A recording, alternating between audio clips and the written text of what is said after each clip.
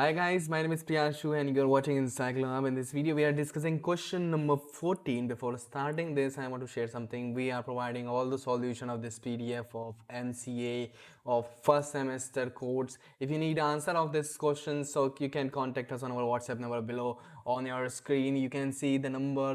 Kindly note this number is 900936823 and you can message or call on this WhatsApp number.